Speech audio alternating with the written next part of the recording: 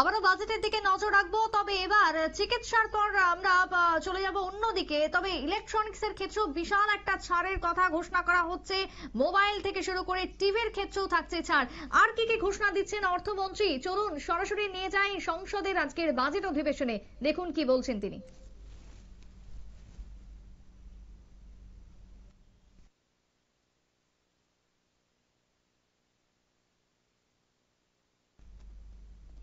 টানা অষ্টমবার বাজেট পেশ করছেন অর্থমন্ত্রী নির্মলা সীতারামন এবং এই বাজেটে একাধিক নজর দেওয়া হয়েছে। জনগণের জন্য মনমোহিনী ছাড় থাকবে বাজেটে। ইতিমধ্যে স্বাস্থ্য থেকে শুরু করে শিক্ষার ক্ষেত্রে এবং কৃষির ক্ষেত্রে একাধিক ঘোষণা দিয়েছেন নির্মলা সীতারামন।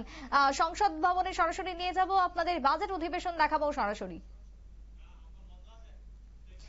আমরা বাজেট অধিবেশনে ফিরে আসবো কিছুক্ষণ পরে, যদিও এখন এই মুহূর্তে দাঁড়িয়ে ব্রেক চলছে। তবে এবারে যে আমরা মেডিকেল নিয়েছিলাম, স্বাস্থ্যের ক্ষেত্রে আমরা কথা বলছিলাম, সেই স্বাস্থ্য নিয়ে এবার আপনাদের সামনে তুলে ধরবো যে ক্যান্সারের ক্ষেত্রে জীবনদায়ী ওষুধের কথাও আমরা বলছিলাম কিছুক্ষণ আগে। সেই ক্যান্সারের ক্ষেত্রে এবার কেন্দ্রের কি ভাবনা, কি পরিকল্পনা রয়েছে? জীবনদায়ী ওষুধের উপর যদিও আমরা জানি 5% পর্যন্ত শুল্ক প্রত্যাহার, বিভিন্ন বিরল যে ওষুধ রয়েছে তার উপরে ছাড় দেওয়া হয়েছে। তাহলে মধ্যবিত্ত থেকে শুরু করে প্রবীণদের জন্য কি আলাদা কোনো স্ল্যাব থাকা উচিত? কি বলছেন সাধারণ মানুষ? টেলিফোন লাইনে রয়েছেন প্রতিনিধি অঙ্কিতা বর্ধন। অঙ্কিতা, এই যে ক্যান্সারের ক্ষেত্রে এবারে ঠিক কি ভাবনা রয়েছে কেন্দ্রের, এছাড়া ওষুধের উপর কি কি ছাড় থাকছে বলে জানতে পারছো?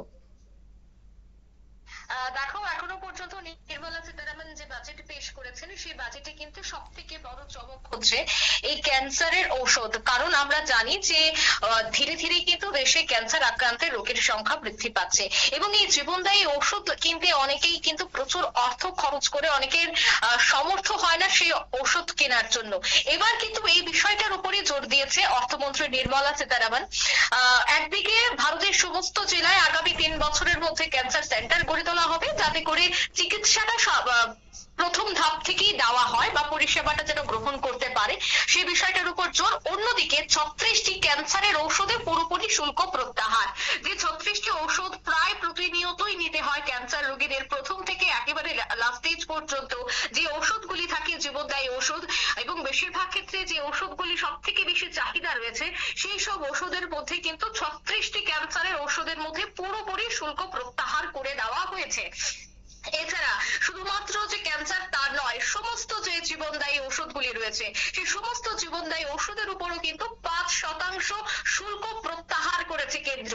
দেখো, বহুদিন যাবৎ কিন্তু চিকিৎসক মহলেও এই বিষয়টা নিয়ে একটা দাবি উঠে আসছিল যে যারাই ক্যান্সারে আক্রান্ত হচ্ছেন তারা এই জীবনদায়ী ওষুধ কিনতে গিয়ে দেখা যাচ্ছে যে বাড়ি গাড়ি সবকিছু বিক্রি করতে হচ্ছে, সারা জীবনের যে সম্পদ সেই সম্পদটুকু বিক্রি করে দিতে হচ্ছে এই ওষুধ কিনতে গিয়ে, চিকিৎসা করাতে গিয়ে।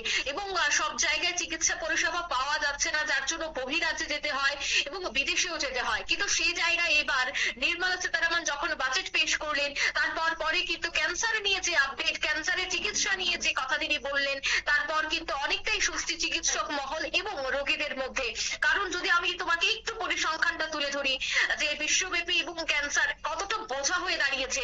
2022 সালে যদি বলতে হয় বিশ্বব্যাপী প্রায় 20 বিলিয়ন নতুন কেস হয়েছে, যার মধ্যে 9.7 মিলিয়ন ক্যান্সার জনিত রোগীর মৃত্যু হয়েছে এবং 2040 সালের মধ্যে প্রতি বছর নতুন ক্যান্সার রোগীর সংখ্যা কিন্তু 29.9 মিলিয়ন বৃদ্ধি পাবে। আমি গোটা বিশ্বের কথা বলছি। এবং দেশেও কিন্তু একই পরিসংখ্যান, দেশেও কিন্তু ক্যান্সার রোগীর সংখ্যা বৃদ্ধি পাচ্ছে। তাই সেক্ষেত্রে এই যে একটা বড় পদক্ষেপ, সে বড় পদক্ষেপকে কিন্তু সাধুবাদ জানাচ্ছে চিকিৎসক মহল।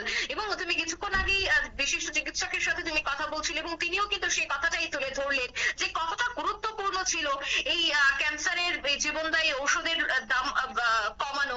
এবং এই যে একটা কর আমরা দেখতে পাই, বিভিন্ন বিষয়ে একটা কর দিয়ে থাকে বা একটা ট্যাক্স থাকে, সেই ট্যাক্সটি মুকুব করা হয়েছে, তাতেও কিন্তু অনেকটাই স্বস্তি। কারণ 5% শুল্ক মুকুব মানেই কিন্তু অনেকটা টাকা কমে যাওয়া। তবে সেক্ষেত্রে ক্যান্সার নয়, যে সমস্ত জীবনদায়ী ওষুধগুলি রয়েছে সমস্ত জীবনদায়ী ওষুধের ক্ষেত্রেই কিন্তু 5% কমিয়ে দেওয়া হয়েছে শুল্ক। তবে ক্যান্সারের মোট 36টি যে ওষুধ রয়েছে সেই 36টি ওষুধ কিন্তু কমিয়ে দেওয়া হয়েছে। তবে ভারতে যে ক্যান্সারের ঘটনা তা প্রতিনিয়ত বৃদ্ধি পাচ্ছে এবং উদ্বেগ বেড়েছিল গোটা ভারত জুড়ে। এবার কিন্তু সেই বিষয়টার দিকেই নজর রাখা হয়েছে। দেখো, শেষ পরিসংখ্যান যদি বলতে হয়, তবে 2025 সালে ভারতে ক্যান্সারের ঘটনা প্রায় কিন্তু 1.57 মিলিয়ন হতে পারে বলে একটা অনুমান করা হচ্ছে এবং সেই রিপোর্টও কিন্তু তুলে ধরা হয়েছিল। 2025 সালে যদি ক্যান্সারের ঘটনা 1.57 মিলিয়ন বাড়ে, তবে সেক্ষেত্রে তুমি বুঝতেই পারছো যে ওষুধ কিনতে গেলে কতটা ব্যয় পেতে হবে বা ওষুধ কিনতে গেলে কতটা অর্থ সেখানে খরচ করতে হবে। তাই সেক্ষেত্রে কিন্তু এবার ওষুধের দিকে একটা বড়সড় ছাড় দেওয়া হয়ে গেছে বা একটা এই যে কর ছাড় এবং সম্পূর্ণ মুকুব করে দেওয়া হয়েছে সেই কর, তাকে কেন্দ্র করে কিন্তু অনেকটাই স্বস্তিতে রয়েছে। 2022 সালের কথা যদি আমি বলি, 2022 সালে ভারতে ক্যান্সারের ঘটনা ঘটেছিল প্রায় 14,61,427। ভারতে ক্যান্সারের ঘটনা প্রতিনিয়ত বাড়ছে। তার মূল কারণ একাধিক রয়েছে, যেমন ধূমপান, অ্যালকোহল সেবন এবং বিভিন্ন তরল খাবার বৃদ্ধি, এই সমস্ত বিষয় থাকছে। তবে সেক্ষেত্রে এই যে ক্যান্সারের ঘটনা বাড়ছে, তাকে কিভাবে চিকিৎসা পরিষেবা প্রদান করা যায় খুব দ্রুত এবং চিকিৎসায় যেন কোনো ধরনের গাফিলতি না থাকে। আমরা জানি মার্কিন যুক্তরাষ্ট্রে এই ক্যান্সারের আক্রান্ত রোগীর সংখ্যা প্রতিনিয়ত বাড়ছে। সেক্ষেত্রে ভারতেও একটা উদ্বেগ বাড়ছে। ভারতে 2020 থেকে 2025-এর যে পরিসংখ্যান, সেই পরিসংখ্যান যথেষ্ট উদ্বেগজনক। তাই এই মুহূর্তে এই বাজেটে ক্যান্সারে নিয়ে যে বক্তব্য বা ক্যান্সারে নিয়ে যে একটা বড় সিদ্ধান্ত, সেই সিদ্ধান্তকে কিন্তু এবার সাধুবাদ জানাচ্ছে রোগী সহ চিকিৎসক মহল।